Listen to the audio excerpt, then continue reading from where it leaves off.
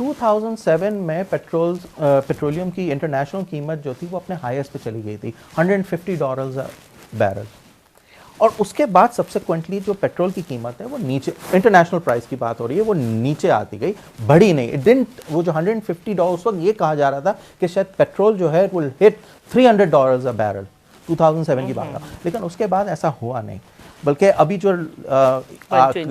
जो इस वीक में ओपेक की मीटिंग हुई है, सऊदी अरेबिया तो ये कह रहा है कि हम अपनी प्रोडक्शन कट करेंगे, और इसलिए कि पेट्रोल की कीमत जो है वो गिर रही है, क्योंकि जारी बात है यूरोपियन इकोनॉमीज ट्रबल में आ गई हैं। US economy actually it has grown 2.5%। नहीं, लेकिन आप जहां पे वो जो बात कहना चाह रही हैं, हम यूरोप से अपने आप को क्यों कंपेयर कर रहे हैं? हम अपने साउथ ईस्ट एशिया के साथ, जो हमारे जैसे मुल्क हैं, इंडोनेशिया के साथ आप कंपेयर करें, इंडोनेशिया इज ग्रोइंग एट 9%। वहां पे भी 40 साल तक डिक्टेटरशिप थी, लेकिन 2 लीडर ऐसे आ गए, वो इतने ऑनेस्ट थे कि उन्होंने with in 8 years Indonesia from 3 years तो नहीं ना, तो 3 साल ले लेना, 8 इयर्स का आप उसमें लगा लें, लेकिन उसमें लोगों को दिख भी रहा था ना, तो नहीं ना, शायद उसमें लोगों को दिख रहा था कि प्रोग्रेस हो रही है। मैं आपको एक बात बताती हूँ, चलें अब आप खुद ही आ गए थे। जब परवेज़ मुशर्रफ ने जाते जाते एक आखिरी अपनी स्पीच कराची में की, तो वो भी बिज़नेस हमारी कम्युनिटी जो है इन्होंने बुलाया था, तो उसने कहा कि जी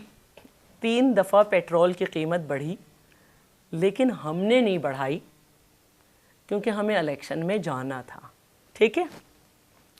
जब हम आए तो $60 पर बैरल था, फिर 150 तक भी गया, और आप क्या आप जब 150 था, उसके बाद नीचे आना शुरू हो गया था। मैं बता रही हूँ 60 था, फिर 150 तक गया, और फिर अब 128 पे आ गया।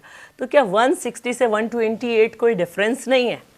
और फिर जब 3 दफ़ा बीच में बढ़ा तो हमने नहीं बढ़ाई कीमत, लेकिन जब हमने बढ़ाई तो अब हमें ये भी तो देखना है कि हमारे मुल्क में वॉर हो रही है, हमारे मुल्क में वॉर है ना, हम वॉर जोन में रह रहे हैं ना, हमारे मुल्क में वॉर भी है। आई एम ग्लैड कि आपने ये चीज़ बोली, क्योंकि हम तो अभी तक ये डिनायल में है कि हम वॉर जोन में ही नहीं है। नहीं, बिल्कुल है, हमारे मुल्क में वॉर है। और मैं तो बार बार जब एक बात करती हूँ, और सब ये कहते हैं कि अब तो ये जो नहीं थी हमारी जंग, अब वो हमारी जंग है, हम उसका हिस्सा हैं, सबसे ज़्यादा हमारा नुकसान हो रहा है।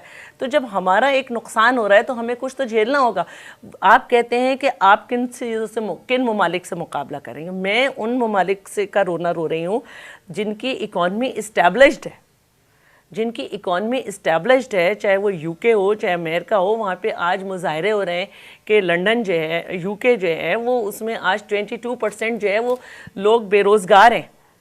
तो हमें तो ये देखना है कि हम क्या क्या चीज़ इंपोर्ट कर रहे हैं। जब हम चीज़ इंपोर्ट करते हैं तो आप खुद सोचो कि फिर उसको आपने किस तरह से जो है, क्या उसकी कीमत हो जाएगी वो पब्लिक तक पहुँचते।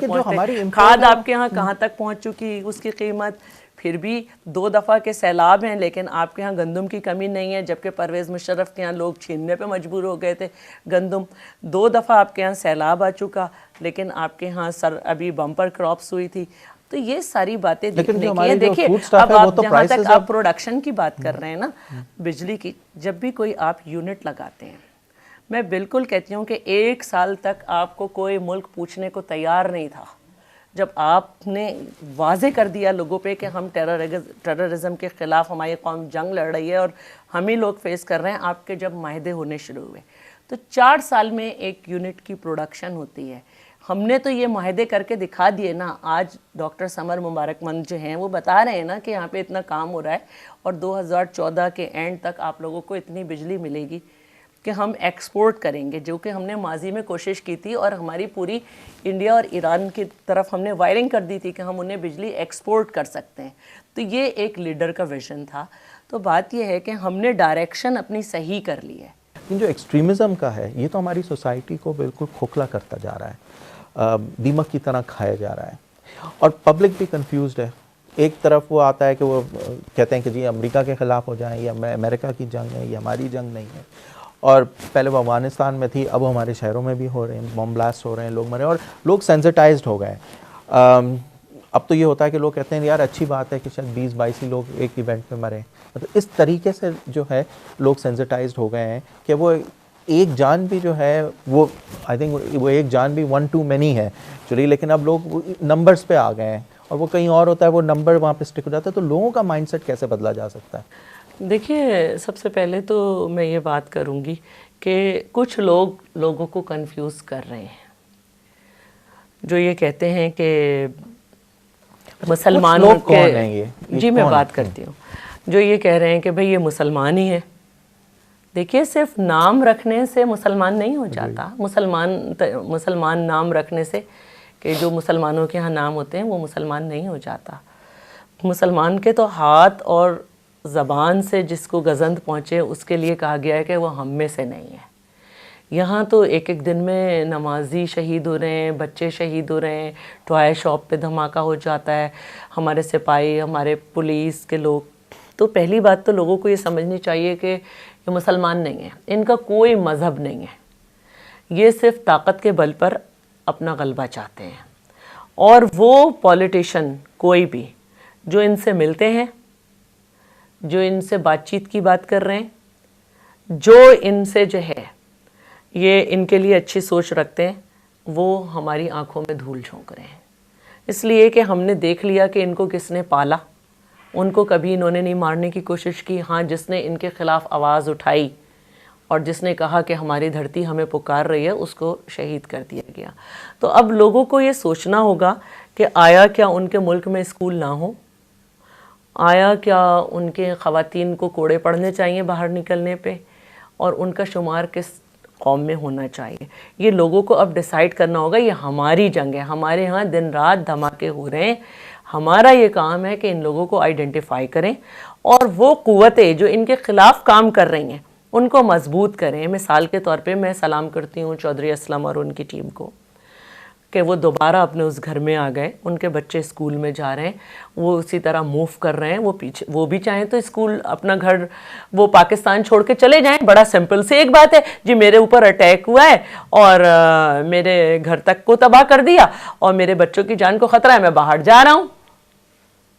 लेकिन वो अपनी ज़िम्मेदारी समझते हैं, और वो अपनी ज़िम्मेदारी इसीलिए समझ रहे हैं कि उनको वो समझते हैं कि इस मुल्क में ऐसी लीडर की इस वक्त पार्टी गवर्नमेंट में है जिसने पहले अपनी जान दे के ये कहा है कि हमें इनके ख़िलाफ़ जंग करनी है। देखिए, मैं अब जो एक बात करना चाह रही हूँ वो मैं ये करना चाह रही हूँ कि हमें थोड़ा सा ये देखना है कि कन्फ्यूशस चाइना का एक फ़िलासफ़र है। उस फ़िलासफ़र था, उससे जब किसी ने पूछा कि एक अच्छी गवर्नमेंट की क्या खुसूसियात हैं, तो उसने कहा एक अच्छी आर्मी, लीडरशिप पे कॉन्फिडेंस और बहुत सारी खुराक। तो उससे कहा कि कोई दो अच्छी चीज़ बताएं। उसने कहा कि लीडरशिप पे कॉन्फिडेंस और अच्छी खुराक। जब उससे तीसरी बात पूछी गई कि इन दोनों में से कौन सी एक अच्छी बात हो सकती है जो कि एक अच्छी गवर्नमेंट के लिए ज़रूरी है, तो उसने कहा कि लीडरशिप पे कॉन्फिडेंस। क्योंकि अगर लीडरशिप पे कॉन्फिडेंस होगा तो वो लीडर जो है वो खुद ये चीज़ लेकर आएगा जल्द या बदेर। तो यहाँ पे मसला ये है कि जितनी डिक्टेटरशिप यहाँ रही है उसने टेररिज्म फ़रोग दिया है और आपकी लीडरशिप को किल किया है, और उसके ख़िलाफ़ इतना प्रोपेगेंडा वाया मीडिया और बहुत सारी क़ुव्वतों के साथ किया है कि लोगों का लीडरशिप पे इत्माद ख़त्म करने की कोशिश की है। तो आपकी लीडरशिप जो है इस वक्त, उसने ये साबित किया है कि हम गवर्नमेंट में बाद में आए, पहले हमने इनके ख़िलाफ़ जान दी, सबसे कीमती जान दी, और इस मुल्क के दिफा के लिए कभी मिसाइल टेक्नोलॉजी दी, कभी न्यूक्लियर टेक्नोलॉजी दी, और ये सारे इंस्टीट्यूट बनाए। तो आपने लीडरशिप पे एतमाद करना है कि ये वो लीडरशिप है जिसने सबसे कीमती चीज़ अपनी लुटाई है, जान, और फिर उसके बाद आपके लिए आके ये बात कर रही है कि हमें इस मुल्क को टेररिज्म से पाक करना है, और आपके दरमियान में खड़ी है, जा नहीं रही कहीं, ना माहिदा करके, ना कहीं दूर बैठी है कि मुझे जान का ख़तरा है, आपके दरमियान मौजूद है। इल्म हासिल करने जा रही है तो जा रही है, वरना आपके दरमियान में मौजूद है, आपके दरमियान में खड़ी है, आपके दरमियान में मर रही है, और इतने अरसे से उस पर प्रोपेगेंडा तो है लेकिन कुछ साबित नहीं हो चुका। तो अपनी लीडरशिप पे इत्मीनान रखें और ये समझ लें कि आपका जो मज़हब है, जो आपका दीन है, वो अल्लाह ताला का सबसे पसंदीदा दीन है। उसमें कहीं टेररिज्म की कोई गुंजाइश नहीं है, अमन और सलामती का दीन है, और इसमें जो है आपको मुख्तलिफ बातों से कंफ्यूज किया जा सकता है, किसी को शातिम कह के, किसी को शिया कह के, किसी को सुन्नी कह के, किसी को सिंधी महाजिर, ये सब कह के। ये फजूल बातें हैं। जो इन बातों में आपको ले जा रहा है वो आपका हमदर्द नहीं है। इसी पे हम कंक्लूड करते हैं। नाज़रीन, शैला रज़ा साहिबा ने एक बात बड़ी अच्छी की कि पाकिस्तान जो है हमें एक नेशन के तौर पे सामने आना चाहिए, नॉट एज अ कंट्री पर से। अगर हम इन्हीं चीज़ों में लगे रहेंगे, शिया सुन्नी महाजिर पंजाबी सिंधी, तो शायद हम मुत्तहद होकर दुनिया में आगे शायद चल ही ना पाएँ। हमें इस चीज़ पे गौर करना चाहिए और आगे के दिनों में सोचना चाहिए कि ये जो एक्सट्रीमिज़म है ये क्यों है, कैसे है, और ये शायद इसका एंड में इसका सोल्यूशन हम सब के पास ही है। और अगर हम वो सोल्यूशन खुद से निकालें तो शायद आगे के दिनों में पाकिस्तान में बेहतरी आ सकती है। अपना ख्याल रखिएगा। खुदा हाफिज़।